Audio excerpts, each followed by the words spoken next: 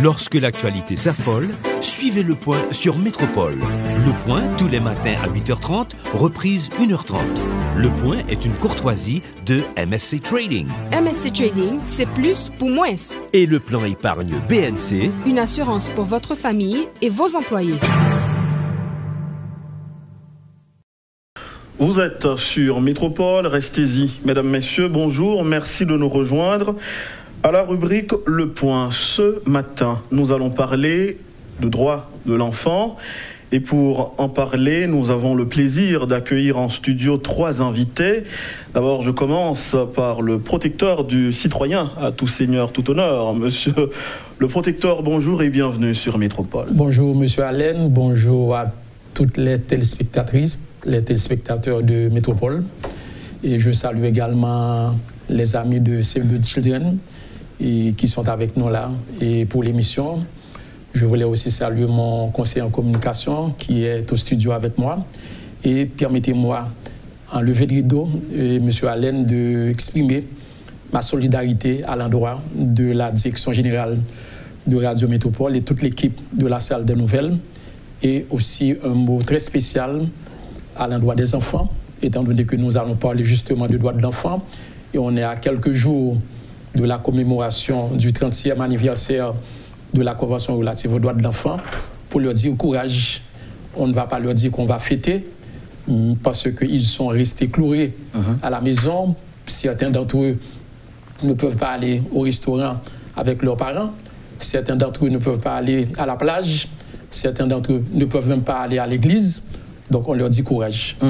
On va aborder le sujet, mais juste avant, il faut saluer, accueillir les 2 autres invités représentants de Save the Children. Rodrigue Joseph, qui est conseiller technique en protection de l'enfant, et Carmel Dory-Barbeau, conseillère technique en plaidoyer, campagne et droits de l'enfant. À vous 2, bonjour. Bonjour à tout le monde. Cette célébration-là des 30 ans de la Convention relative des droits de l'enfant est un événement majeur pour les enfants et pour aussi les États-nations qui ont signé la Convention relative des droits de l'enfant le 20 novembre 1989. Et c'est une grande célébration pour les enfants en Haïti aussi qui souffrent beaucoup du manque de protection et de promotion de leurs droits, surtout en cette situation de crise sociopolitique que connaît le pays, où il y a beaucoup à faire pour que les gens de la population de tous les secteurs accordent une attention spéciale aux enfants. Oui, et c'est ce que nous sommes en train de faire là aujourd'hui. Bonjour. Et Barbeau, Dory. Carmel Dory-Barbeau. Oui, tu peux appeler Dory, tu peux dire Dory. Voilà. Alors bonjour monsieur le protecteur Rodrigue, et un bonjour particulier à tous les enfants, et aussi aux travailleurs en droit de l'enfant, parce que parler des droits de l'enfant, c'est aussi parler de toutes les personnes qui chaque jour contribuent à ce que les droits de l'enfant soient un petit peu plus respectés, un petit peu plus promus. Donc vraiment, bonjour à tout le monde.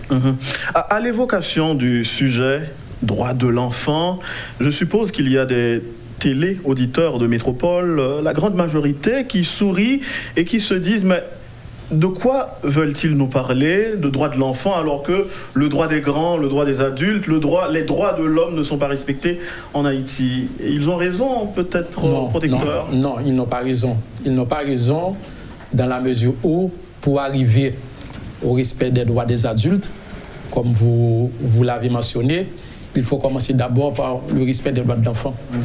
Et comme l'a si bien dit l'UNICEF dans son slogan, c'est les enfants d'abord, et les spécialistes d'ailleurs dans le domaine des droits de l'enfant, ou bien les spécialistes dans le domaine des droits de l'homme de façon générale, sont unanimes à dire que pour arriver au respect des droits de l'homme, pour arriver à la stabilité, pour arriver au développement, eh bien, il faut d'abord appliquer le respect, promouvoir le respect des droits de l'enfant. Donc c'est le respect des droits de l'enfant qui va nous permettre d'arriver au droit, au respect des droits des adultes, qui va nous permettre d'arriver également à une autre société, une société plus juste, plus moderne, développée dans tous les sens. Mais dans le cas d'Haïti particulièrement, tout ça c'est sur le papier. C'est vrai, vous avez certainement raison.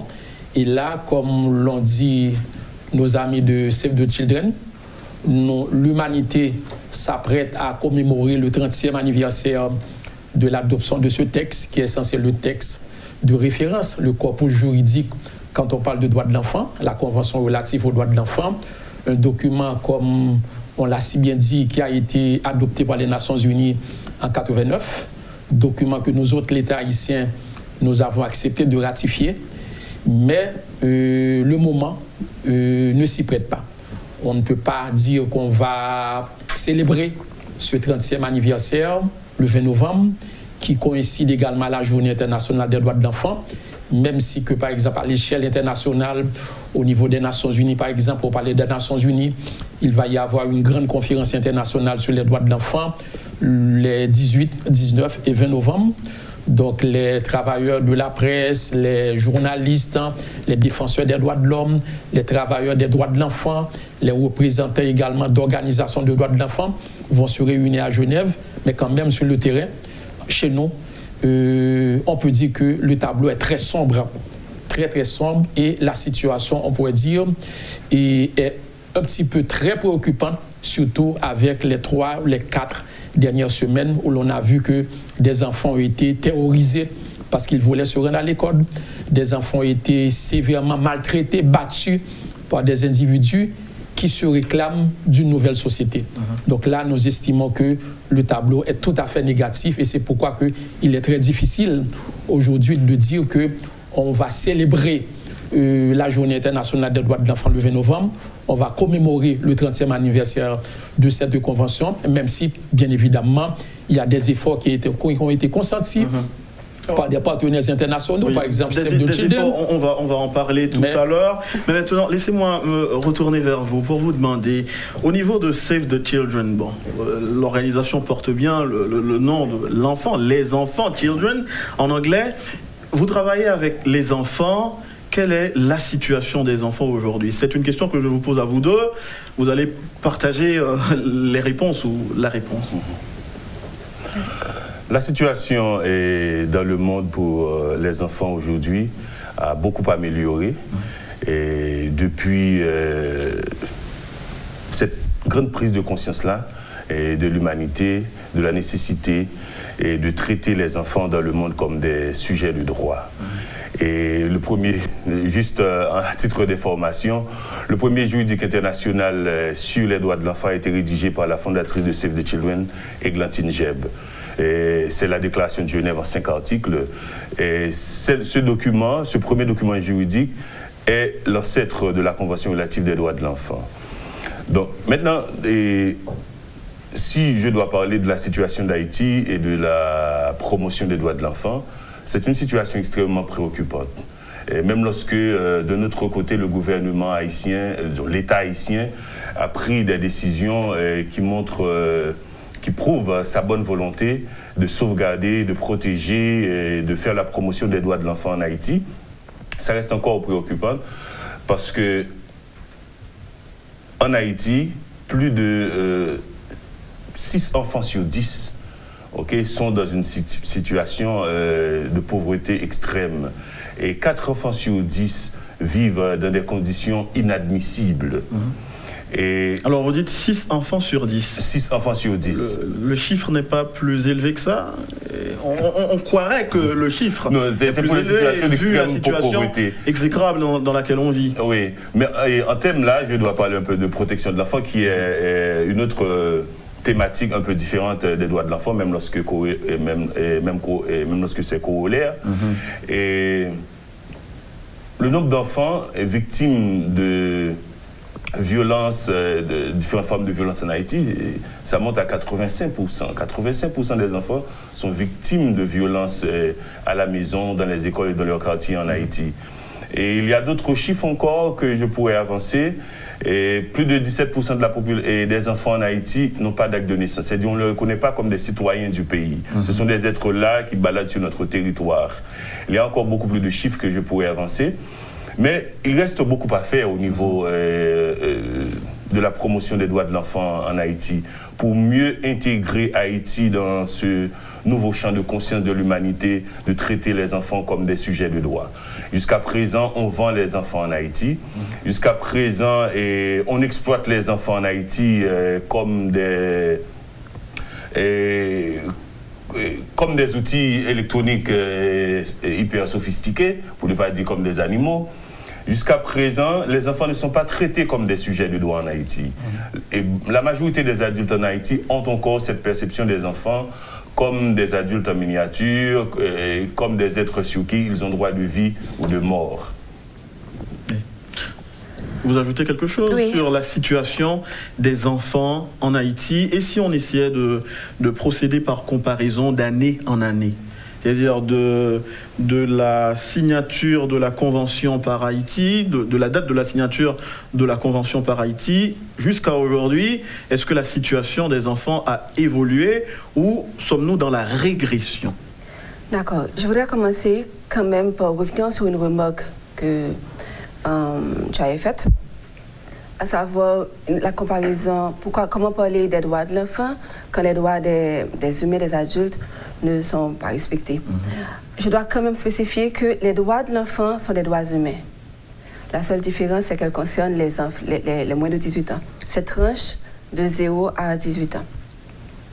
Et c'est pourquoi on est ici, parce que on est ici pour parler d'engagement, parce qu'il y a 30 ans, Haïti a fait partie des pays qui ont signé la Convention et comme le protecteur l'a dit, nous l'avons ratifiée. Nous avons ratifié cette convention qui est la convention d'ailleurs la plus largement ratifiée et signée dans le monde. La convention, c'est un document, je crois que c'est le premier document juridique en droit de l'enfant à force contraignante. Donc nous avons pris des engagements. L'État haïtien, et quand je dis l'État haïtien, je parle de l'exécutif aussi bien que du législatif et du judiciaire. Nous avons pris des engagements par rapport aux enfants. Alors qu'est-ce qu'il y a eu? Bien entendu, il y a quand même eu des avancées, que ce soit au niveau de l'État ici, que ce soit de la société civile, que ce soit au niveau de la société, de manière générale. Nous avons ratifié bon nombre de traités, de conventions. Nous avons adopté, par exemple, nous avons signé la Convention de la Haye sur l'adoption. Et quand même, je dois saluer l'effort de l'IBECA, qui est l'institut qui, selon la loi, qui travaille au niveau de la protection de l'enfance, qui maintenant fait un effort pour surveiller le déplacement des enfants, l'adoption des enfants au niveau international, pour éviter, pour freiner les questions de traite, les questions de trafic sexuel et autres types de trafic. Donc il y a eu des progrès, mais nous devons aussi constater que la situation est très alarmante. Et quand on parle de droits de l'enfant, on ne parle pas uniquement de protection de l'enfant, on parle aussi en matière de santé, des enfants qui meurent, qui sont âgés de 0 à 5 ans, qui meurent de causes évitables, toujours en 2019. On parle aussi d'éducation, pas uniquement le fait pour les enfants d'aller à l'école, d'avoir accès, mais d'avoir accès à une école de qualité. Parce que la crise maintenant qu'on constate, c'est que les enfants vont à l'école, ceux qui peuvent, mais n'apprennent pas. Donc déjà que tu as les enfants de 6 à 9 ans, sur chaque 100 enfants, tu as 21 qui ne vont pas à l'école. Mais le reste qui va à l'école, une bonne partie va à l'école et n'apprend pas. Et ça, c'est vraiment une crise au niveau mondial. D'où puisez-vous ces chiffres? Nous produisons des rapports au niveau de Save the Children, mais nous consultons aussi les rapports des grandes agences des Nations Unies. Monsieur le protecteur, je me tourne vers vous. Nous parlons de droits des enfants, mais le constat est qu'aujourd'hui, il y a une catégorie d'enfants, les gamins, les enfants des rues.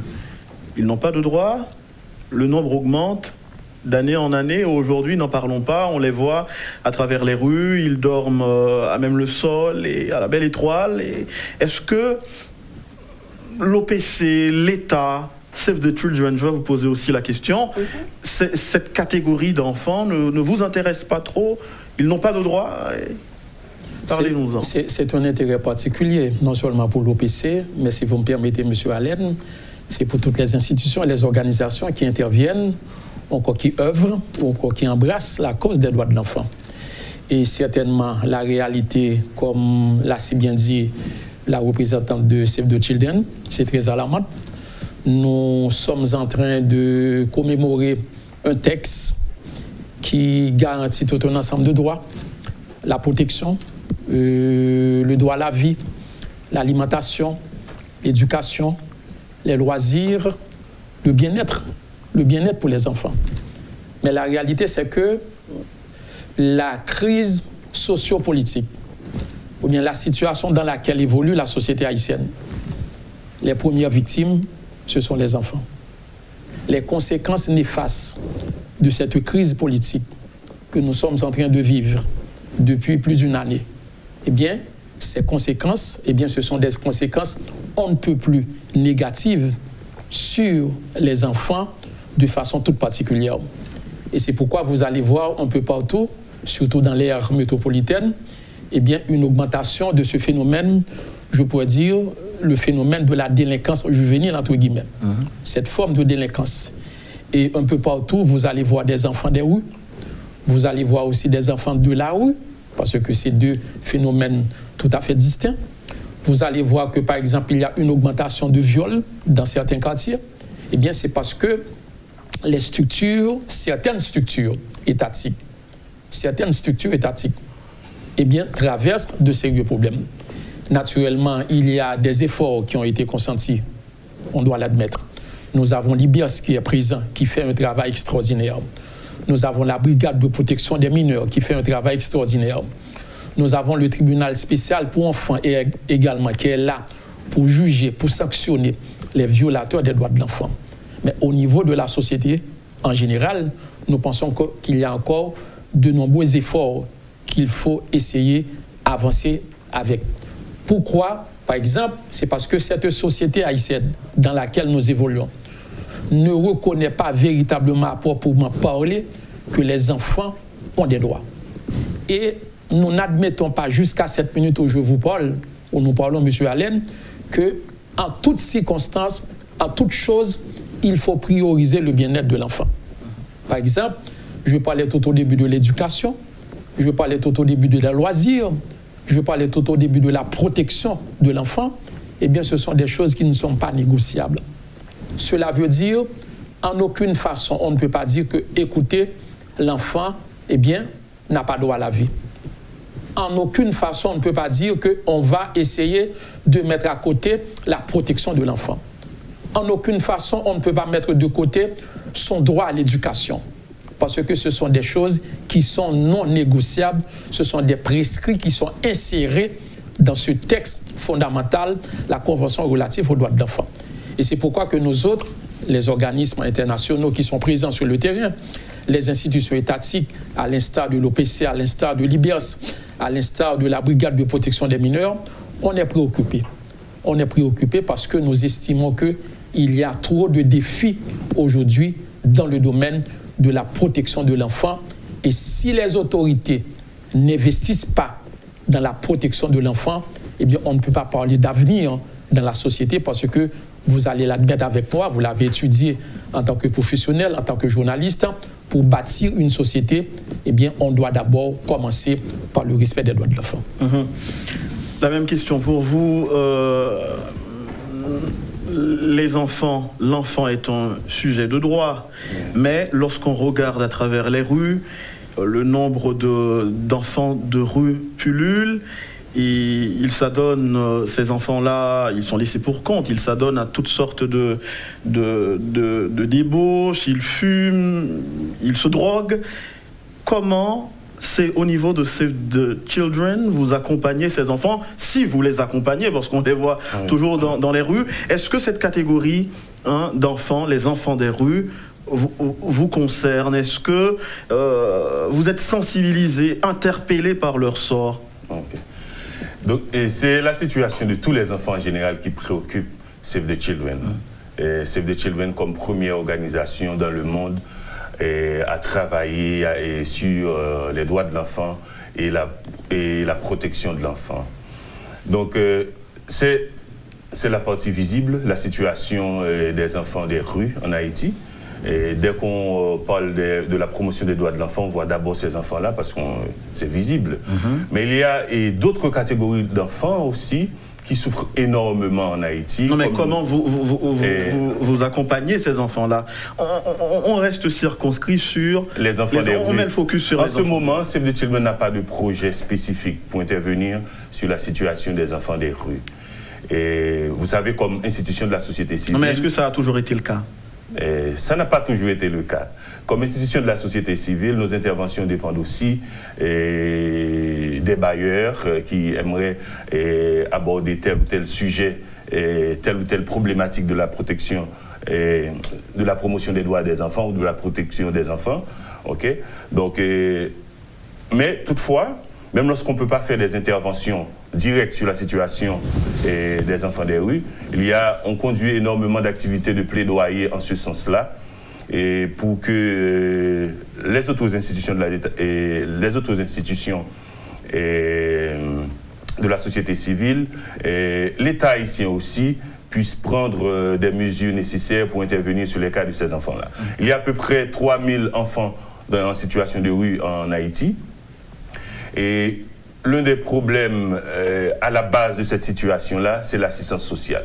Dans la Convention, l'État, les États partis, les États qui ont ratifié cette Convention-là, doivent prendre des mesures pour accorder aux enfants le support économique nécessaire pour leur permettre d'avoir un certain niveau de vie.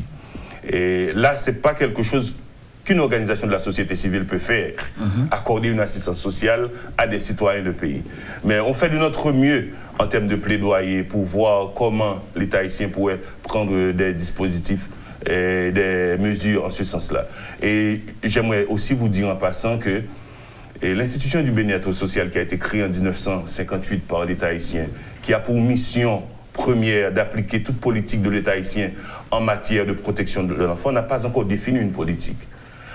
Une politique de protection de l'enfant, c'est le premier instrument, le premier pilier de tout système de promotion des droits de l'enfant et de protection de l'enfant. S'il n'y a pas de politique, c'est que cela veut dire que l'État haïtien ne voit pas vraiment les enfants. Parce que c'est à travers cette politique que l'État est censé dire, voilà, je vois les enfants du pays, qui représentent, en passant, 44% de la population. Je vois les enfants du pays et voilà ce que je veux pour eux, une vision. L'État haïtien n'a pas encore articulé une vision pour les enfants en Haïti. Donc, je crois avoir plus ou moins répondu à ta question. Oui. Si je ne veux pas élaborer davantage. Si vous me voyez tout sourire, c'est parce que dans ma tête, il y a une petite boutade qui trotte, il y a une petite plaisanterie qui me titille. C'est au niveau de Save the Children, vous ne savez pas tous les children? We save all the children. Mais écoutez, là, j'aimerais ajouter quelques éléments de réponse. C'est un peu réductionniste parce que, comme je viens de vous dire, que c'est la fondatrice de Save the Children qui a, comme première citoyenne du monde, mobilisé les pays, les États partis sur la nécessité d'accorder une attention spéciale aux enfants. C'est elle qui a aussi rédigé le premier instrument juridique international sur les droits de l'enfant dans le monde. Et si maintenant on a la Convention relative des droits de l'enfant dont on célèbre le 30e anniversaire, c'est à cause de qu'elle a mis comme base pour inciter les États-nations à prendre des mesures pour que dans les sociétés humaines, on accorde une attention spéciale aux enfants. Et les enfants qui, dans les sociétés humaines, sont toujours victimes de toutes sortes de violences à cause de leur manque de maturité physique et intellectuelle dans les rapports de force avec les adultes. Je voudrais apporter une petite clarification sur le travail des ONG et particulièrement celui de Save the Children. Save the Children travaille au niveau central, le plaidoyer avec l'État, et c'est là qu'on touche tous les enfants. Mais aussi, pour les actions directes, nous travaillons dans des zones bien prescrites, prescrites par l'État haïtien. Et dans le cas de Save the Children, nous travaillons au niveau de Marchand, dans l'Artibonite et dans le Sud. Et c'est à ce niveau qu'on peut toucher directement les enfants.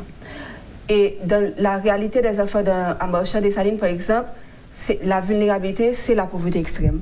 Et c'est pourquoi nous renforçons nos actions en matière de sécurité économique, en matière d'accès aux services de base et aux microfinances. Donc, une organisation qui travaille comme action directe à Port-au-Prince serait plus à même de travailler avec les enfants des rues à Port-au-Prince. mais selon notre mandat donné par l'État haïtien, nos actions directes, nous les faisons au niveau de nos zones prescrites. Bien entendu, ce qui ne nous empêche pas de travailler, comme mon collègue l'a dit, au niveau du plaidoyer, non seulement au niveau du plaidoyer, mais aussi au niveau de l'accompagnement avec l'État. Et c'est là que nous touchons tous les enfants. Parce que lorsque nous travaillons avec n'importe quelle structure de l'État, ça peut être l'IBESR, ça peut être aussi le ministère de la Santé, de l'Éducation, donc indirectement, à travers les politiques, à travers les formations et à travers tout autre support en matériel ou autre que nous donnons à l'État, nous essayons de toucher les autres enfants. Mais est-ce qu'il y a... Alors, j'essaie de comprendre votre méthodologie de travail au niveau de Save the Children. Est-ce que vous établissez une passerelle de communication entre l'organisation et certaines familles, question d'avoir une vue d'ensemble sur la situation des enfants au sein des familles particulièrement, parce que si on comprend bien, les enfants des rues, c'est pas votre dada, c'est pas votre... Pour le moment, pas directement, en termes d'assistance directe. Oui, alors comment vous êtes informé de la situation des enfants au sein des familles, par exemple? Comme premier pilier de notre travail, on réalise une analyse situationnelle des droits de l'enfant.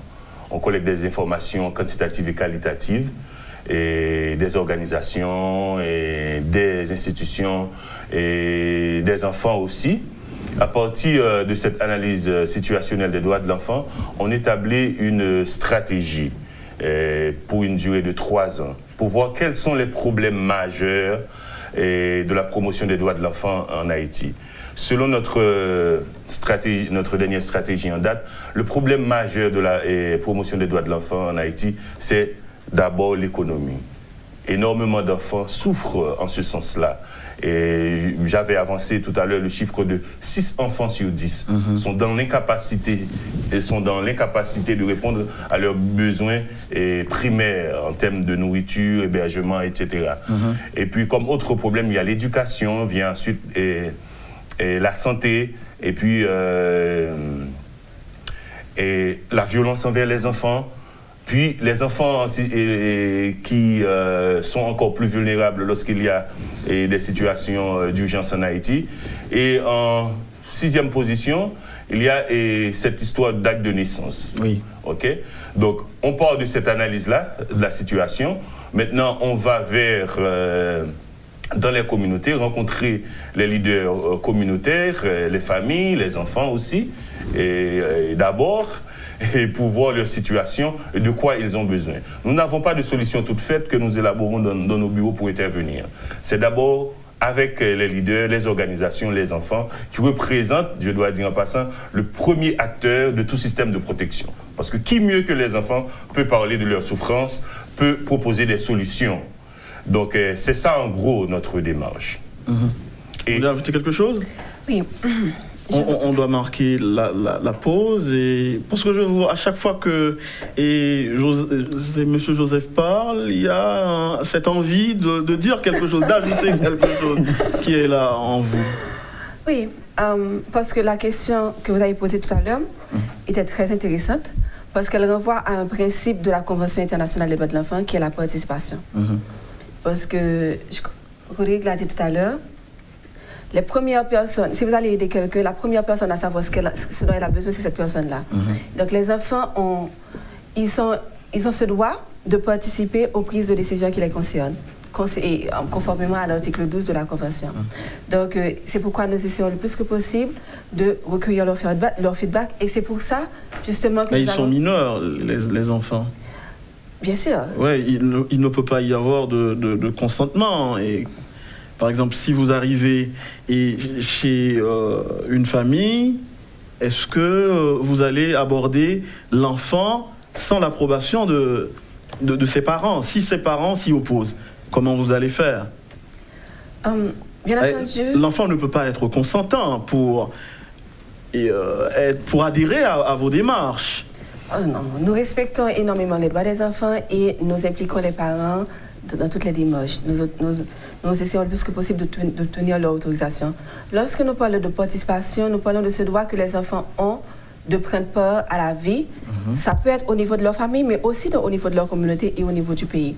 Et c'est un droit qui n'est pas lié avec l'âge. je prends l'exemple de j'ai une fille de 5 ans, elle sait exactement ce qu'elle veut. Et il est vrai que probablement certaines décisions, je vais prendre en compte son âge pour l'impliquer, mais je peux l'impliquer dans certaines autres décisions. Parce qu'à 6 ans, elle a une maturité qui lui permet de prendre part. Je commence dès maintenant à bâtir, à construire le citoyen en elle. Et c'est pourquoi ce principe de participation est très important, parce que il est important de comprendre que nous, en tant qu'adultes, nous bâtissons, nous aidons à construire les citoyens de demain. Et c'est par l'éducation que nous allons définir les citoyens que nous voulons pour notre monde. Juste un élément de réponse que je voulais ajouter. Et le mot enfant vient du latin infans, qui veut dire, qui désignait des individus jusqu'à l'âge de 7 ans. Et ça voulait aussi dire des êtres qui ne parlent pas. Et à Save the Children, le premier pilier de notre théorie de changement, c'est être la voix, faire écouter la voix des enfants. Et c'est bien à tort que dans les sociétés humaines, on a toujours cru que les enfants étaient des êtres incapables de penser, de réfléchir et de proposer des solutions pour améliorer leur situation. Et donc, notre démarche première dans toutes nos interventions, c'est de consulter des enfants. Et eux qui sont les premiers acteurs de tout système, eux qui ont la capacité de faire le point sur leur propre situation et de proposer les solutions les plus adéquates pour résoudre les problèmes qu'ils affrontent en général. Voilà. Vous suivez, mesdames, messieurs, la rubrique Le Point de Radio et Télémétropole. Nous parlons aujourd'hui des droits de l'enfant. Restez branchés, on revient après la pause. Le Point est une courtoisie de MSC Trading. MSC Trading, c'est plus pour moins. Et la BNC. Le plan épargne BNC, une assurance pour votre famille et vos employés. Merci de votre fidélité à Métropole. La suite de l'émission, et on est toujours avec nos invités, le protecteur du citoyen et 2 représentants de l'organisation Save the Children. Protecteur, vous souhaitez faire un petit point sur le rôle des ONG dans la protection de l'enfant en Haïti? Non, je voulais tout simplement, si vous me permettez, M. Allen, préciser que j'ai suivi le débat tout à l'heure entre les représentants de Save the Children et vous-même. Et je voulais tout simplement préciser pour dire que, en fait, dans le domaine de la protection des droits de l'enfant, de façon très générale, nous avons des ONG qui sont sur le terrain, nous avons des organisations, des institutions qui interviennent dans le domaine de la protection de l'enfant, mais on doit le comprendre que ces ONG ne peuvent en aucune façon remplacer l'État. On ne peut pas tout faire. Par exemple, même si je prends l'exemple de Save the Children, si je pourrais prendre l'exemple de l'UMOS qui intervient dans le domaine de la lutte contre la traite des personnes, ou bien n'importe quelle autre institution, et si je pourrais même prendre le cas de l'UNICEF, en tant qu'organisation spécialisée dans le domaine des droits de l'enfant, on ne peut pas tout faire. Ces ONG ne peuvent pas tout faire. Et la première responsabilité, on doit le souligner, n'en déplaise aux autres, incombe à l'État. C'est l'État qui doit définir sa politique en matière de protection de l'enfant. C'est l'État qui a ces 3 responsabilités, ces 3 obligations, l'obligation de respecter, l'obligation de respecter et l'obligation de mettre en œuvre. Donc les ONG sont là, elles peuvent accompagner l'État, elles peuvent travailler sur certains points, sur certains problèmes avec l'État central, mais c'est l'État à travers ces structures étatiques. Et quand je dis structure étatique, je vois le ministère de l'Éducation nationale, je vois celui de l'Intérieur, je vois la santé publique, je vois le ministère de la Jeunesse et des Sports. Eh bien, ce sont ces structures qui sont là, de concert avec les plus hautes autorités de l'État, au niveau de l'exécutif, au niveau du Parlement, pour définir une très bonne politique en matière de protection de l'enfant. Et là, malheureusement, on doit le dire en toute objectivité, nous ne sommes pas encore là parce qu'il y a trop de problèmes, il y a trop de défis et on a l'impression qu'il y a une certaine indifférence de l'État par rapport à certains problèmes que traverse la société en matière de protection de l'enfant. Et essayons de voir maintenant plus en profondeur la Convention en soi, parce qu'on doit le rappeler que le 20 novembre prochain, on célèbre le 30e anniversaire de la signature de ce texte. De ce texte, de la Convention relative, de sa ratification, de la Convention relative aux droits de l'enfant par les Nations Unies. Lorsqu'on regarde le texte protecteur, je vois très rapidement le droit à l'identité. Bon, vous en parliez tout à l'heure, les enfants ne sont pas déclarés. Il y a beaucoup d'enfants qui ne sont pas déclarés en Haïti. Le droit à l'éducation, le droit à la protection, le droit à la participation, etc., etc. C'est un ensemble de droits qui sont bafoués en Haïti. Donc, qu'est-ce qui rend inapplicable, avec ou sans guillemets, la Convention en Haïti aujourd'hui, la Convention relative aux droits des enfants? Moi, je dirais, ce n'est pas tout à fait inapplicable. C'est tout simplement une question de volonté. En toute chose, quand on aborde la question des droits de l'enfant, il faut voir la volonté politique au plus haut niveau. Il doit y avoir l'implication des plus hautes autorités de l'État en matière de protection de l'enfant. Et c'est ce qui fait défaut aujourd'hui à l'heure actuelle. Donc, la Convention en elle-même, les prescrits de la Convention relative aux droits de l'enfant que nous allons commémorer le 20 novembre ne sont pas sont applicables. On ne peut pas dire qu'ils ne sont pas applicables. Il y a tout simplement un manque de volonté quelque part au niveau des autorités, au niveau de la société en général, parce qu'aujourd'hui, si vous me permettez, M. Allen, vous êtes journaliste professionnel à Radio Métropole, vos collègues aussi peuvent en témoigner. Eh bien, aujourd'hui, les enfants, dans certains quartiers, dans l'aire métropolitaine et dans d'autres régions du pays, sont pris, je pourrais dire, entre l'enclume et le marteau. On a d'un côté des individus qui décident, sans aucune forme de procès, décident de violer systématiquement les droits de l'enfant. Les enfants ont été terrorisés, battus, malmenés et par des individus, alors que les enfants voulaient se rendre à l'école durant les 6 dernières semaines dans le pays. Leur matériel de travail, leurs fournitures, leurs sacs d'école ont été tout simplement confisqués.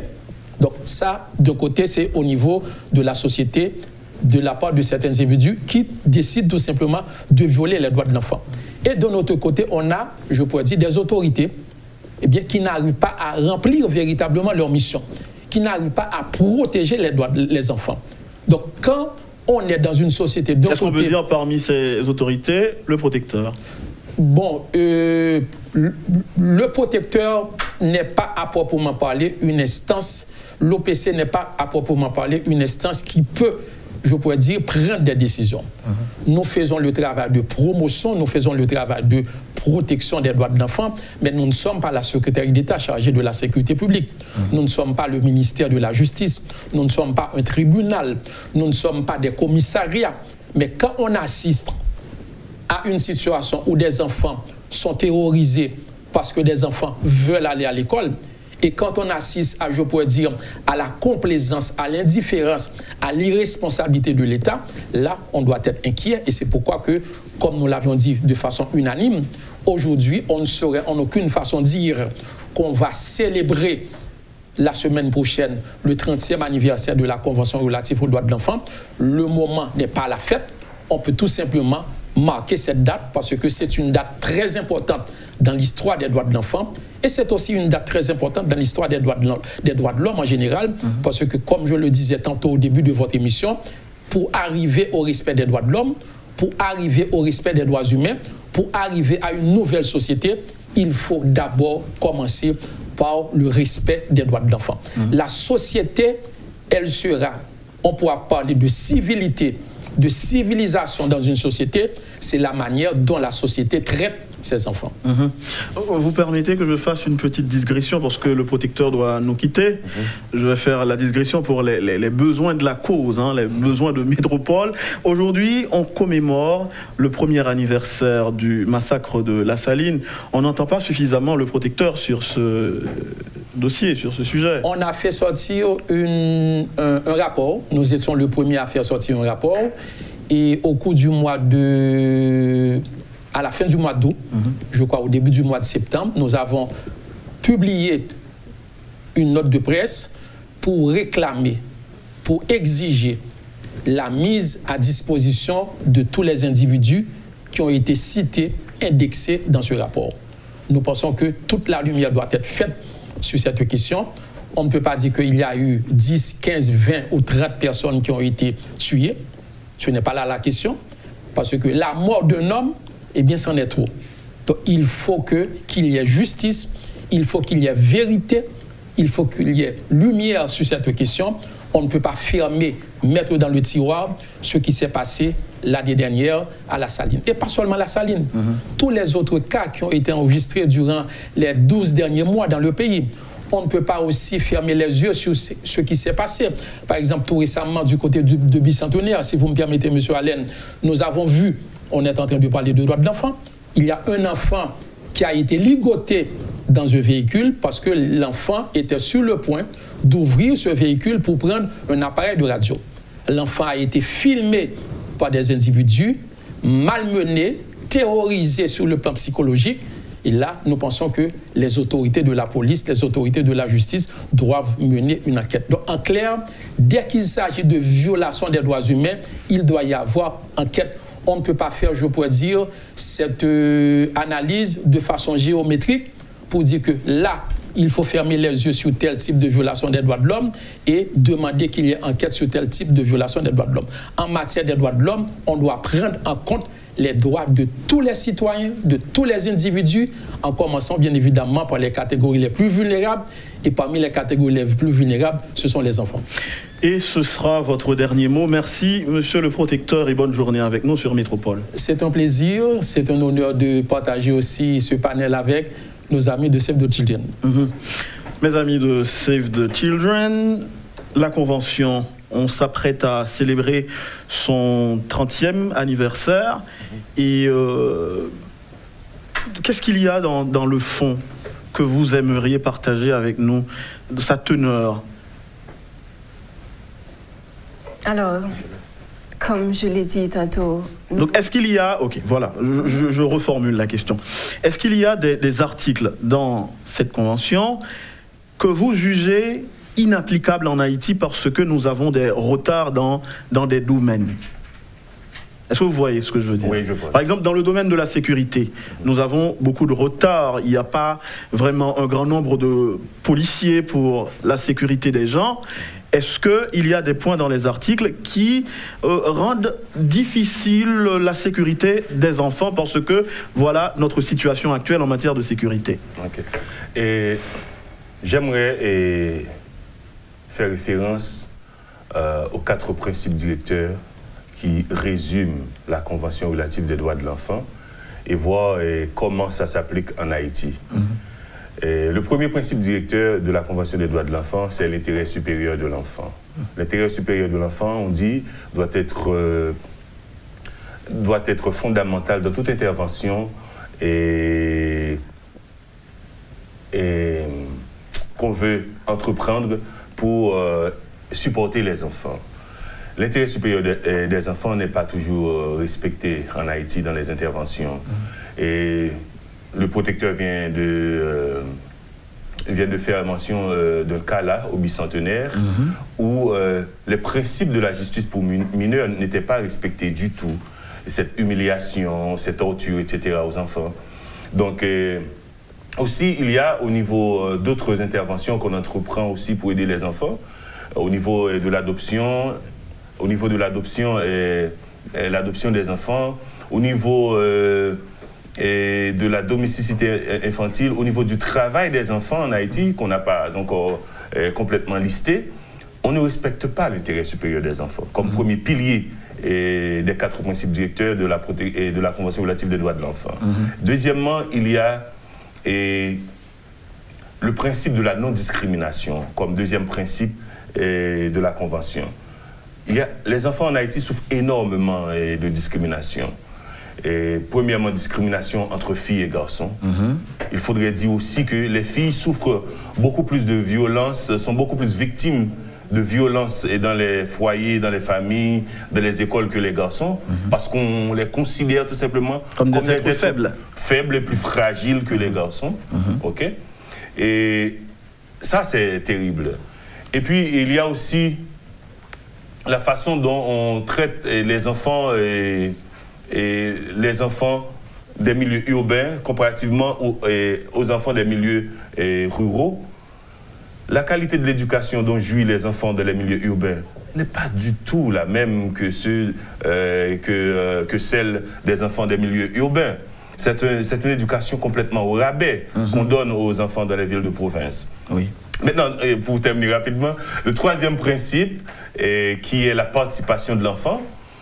Encore en Haïti, on considère que les enfants sont des êtres inaptes, sont des enfants qui sont incapables de penser, de réfléchir et de décider. On ne les intègre pas assez dans les activités qu'on entreprend. Parfois, même au niveau des institutions de la société civile, il y a des activités qu'on entreprend, on s'assoit parfois dans son bureau, on décide. On ne consulte pas toujours les enfants. Et ça, c'est un point sur lequel Save the Children est en train de conduire énormément de plaidoyer. Et pour terminer rapidement, il y a le quatrième principe là, qui est la survie et le développement de l'enfant. La survie et le développement de l'enfant, c'est tout ce qu'on fait pour permettre à l'enfant, comme être qui n'a pas encore une certaine maturité physique et intellectuelle, de grandir, d'avancer dans la vie, d'apprendre la vie et de devenir un citoyen capable d'aider son pays. Et plus de 85% des enfants en Haïti sont victimes de violences, on vient de dire. Et comment définit-on la violence envers les enfants? C'est toute action contribuant à contraindre le développement et la survie de l'enfant. Donc, ces 4 principes-là qui résument la Convention, on vient de les voir, on aurait pu donner beaucoup plus d'exemples si on avait beaucoup plus de temps, et montrent bien que la situation est encore très alarmante, comme a dit Dori tout à l'heure, sur la promotion des droits de l'enfant en Haïti. Et moi, j'ajouterais un 5e principe, donner la parole aux enfants. Et c'est ce que nous allons faire. La participation. Voilà, la participation avec Gaël qui nous a rejoint. Gaël, bonjour. Bonjour. Bonjour, chers téléspectateurs. Je suis très content d'être avec vous aujourd'hui pour la commémoration du 30e anniversaire des droits de l'enfant. Voilà, vous voyez, c'est très beau de donner la parole aux enfants. J'ai une question pour vous, Gaël. Moi, je vous vois comme un homme et je vous vois. Et il y a aujourd'hui un droit fondamental que vous avez qui est violé systématiquement. Vous savez lequel? Oui. C'est le droit à l'éducation. Le droit à l'éducation. Donc, à cause de la crise, vous ne pouvez pas aller à l'école. Oui. Et ça vous fait de la peine. Beaucoup. Donc, qu'est-ce que vous savez de vos droits? Soyez à l'aise et dites-nous tout ce que vous voulez en ce qui concerne vos droits. Droit à la santé, à l'éducation. En tant qu'Haïtien, un enfant haïtien, est-ce que vous sentez que vos droits sont respectés à 80%, 90%, 100%, 50%, je ne sais pas. Je considère les droits de l'enfant comme les privilèges, les avantages dont on peut jouir. Mais en ce moment, il y a beaucoup de nos droits qui sont bafoués, tels que le droit à la santé, le droit à l'éducation, et le droit à la reconnaissance, comme vient de dire Rodrigue, et la déclaration de l'acte de naissance. Mais en ce moment même, il y a le droit à l'éducation. Beaucoup d'enfants ne peuvent pas aller à l'école face aux situations dans lesquelles nous sommes.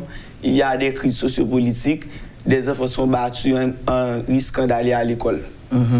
Donc, est-ce que ça vous fait de la peine de ne pas pouvoir aller à l'école aujourd'hui? Oui, parce qu'on considère tous l'éducation comme la clé comme la clé de développer, de créer une nouvelle société. Si l'éducation est bafouée, on peut dire que l'avenir du pays est submergé. Oui, le pays n'a pas d'avenir. Et qui l'âge vous gagnez?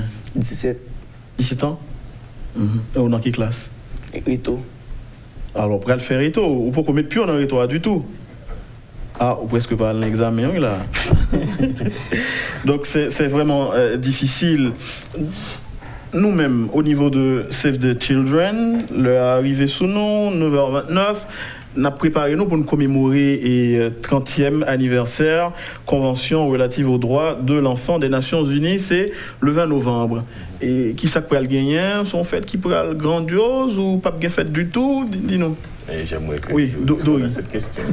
Ok.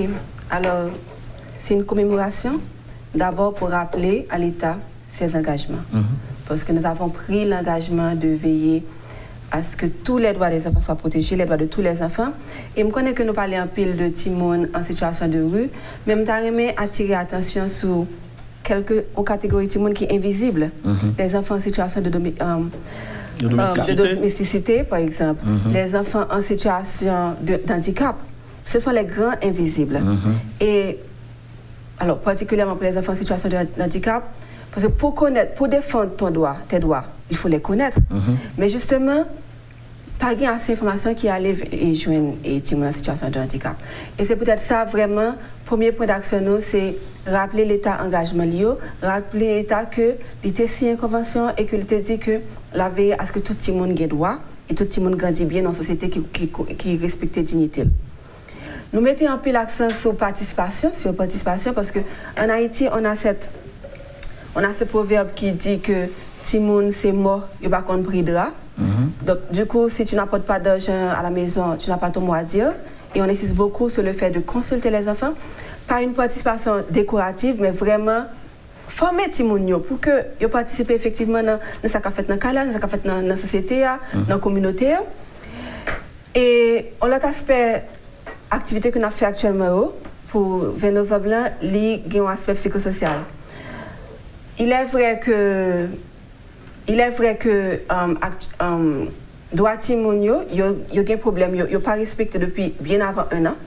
Donc c'est pas uniquement avec dans 12 derniers mois ça que nous avons des problèmes au niveau de l'application de droit Timoun, mais nous devons quand même noter que depuis quelque temps il y a une situation particulière. Et c'est pourquoi nous considérons que il est important que nous mettons accent sur l'appui psychosocial. Donc, on aura une activité durant la semaine du 20 novembre en appui psychosocial parce que si nous-mêmes, moi-même, nous-mêmes, en tant que grand monde, nous stressons pour toute situation, Timoun tout, et nous voulons offrir un exutoire, un côté pour relax, mais un côté tout pour parler, pour discuter, pour dire comment ils vivent. Parce que quand il y a des gens qui ont rêve, Gaël t'a dit tout à l'heure que lui-même livre les diplomates, livre les apprendre, c'est un premier de classe. Donc, livre la me poser une question. Vas-y. Fais-nous part de rêve, Gaël. Moi-même, rêve. Elle ne va pas quitter Dori à parler de vous. Rêve, moi, c'est venir un grand diplomate, mais les m'a regardé les gens pays, gens situation pays, il fait ouais que diplomate là pas petitement hein. Puis tout m'ta va prendre métier manuel parce que diplomate c'est un monde qui fait en gros études, il respecte mais en Haïti, ça va vraiment gagner importance parce que regardez, l'école va pas ouverte, ti moun va pas aller, éducation ti moun bloqué et depuis éducation bloquée, yo sous crise, yo stressé, rêve ti moun dans de l'eau. Donc et ça me qu'à ajouter, c'est que l'éducation contribue en pile dans une nouvelle société, dans former les gens qui pour organiser la société demain. Donc, moi-même, dans la diplomatie, pour me dire une vision plus meilleure pour toute la société. Ouais. Bon, on a tout fini, mais on a fini la question pour Gaël. Est-ce qu'on a un président de la République là? Oui. Jean-Lélé. Jovenel Moïse. Est-ce que vous avez un nom dans l'opposition? Moïse Jean-Charles. Ok, voyons un message de Mounsayo en tant que Timon. En tant que Timon, ça ne te dit. Je te dit, l'opposition, c'est pas craser briser qui fait tout le bagage Jean Oteya. Et ça, c'est pour l'opposition, mais pour le président, je te dit, lui-même, il va avoir 3 ans. 3 ans, ça il y a un pile problème pendant 3 ans. 2 ans, celle ça a fait, c'est prendre mail, lever pied pour prendre courage à 2 mains pour lui faire tout le bagage changer, pour faire tout le bagage en place. Je ne dis pas que c'est crime, c'est violence qu'a fait, mais le peuple a le droit pour manifester. L'opposition a le droit pour manifester, pour dire ça le penser, parce que l'ité voté, c'est pour doit le respecter, pour le jouer ça le besoin. Si il pas jouer ça le besoin, il a le droit pour le manifester. Mais si il a manifesté, il faut le président entendre, il faut l'État haïtien entendre les revendications. Donc, s'il a des revendications liées, revendication, c'est pas répresser pour répresser l'opposition, c'est pour encourager à demain à tout le monde qui est avec lui pour lui dire on mette main dans patte là ensemble pour nous avancer, pour nous quitter tout problème ça derrière, côté que pour nous apporter changement. Et voilà, un enfant qui appelle les autorités, sinon les acteurs au dialogue. Messieurs, dames, merci d'avoir été avec nous. Merci. Merci. Et je peux dire bonne fête, non? Bonne célébration à tous les enfants en Haïti. C'est leur fête. Oui. Et je les invite, malgré la situation du pays, à réfléchir sur leurs droits et aussi à en discuter entre eux. Et Dori? Oui, alors, bonne fête. Quand je dis bonne fête, c'est vraiment en termes de droits, parce que c'est avant tout une journée de droits. À tous les enfants, à toutes les personnes qui chaque jour font de leur mieux pour que le droit de monde puisse bien respecter. Et que le journaliste, que dans notre domaine, donc vraiment pour une société respectueuse des droits de l'enfant. Voilà, vous avez suivi, mesdames, messieurs, la rubrique Le Point de Radio et Télémétropole. Restez branchés pour la suite de la programmation et vous ne serez pas mieux ailleurs. Lorsque l'actualité s'affole, suivez Le Point sur Métropole. Le Point, tous les matins à 8h30, reprise 1h30. Le Point est une courtoisie de MSC Trading. MSC Trading, c'est plus pour moins. Et le plan épargne BNC, Une assurance pour votre famille et vos employés.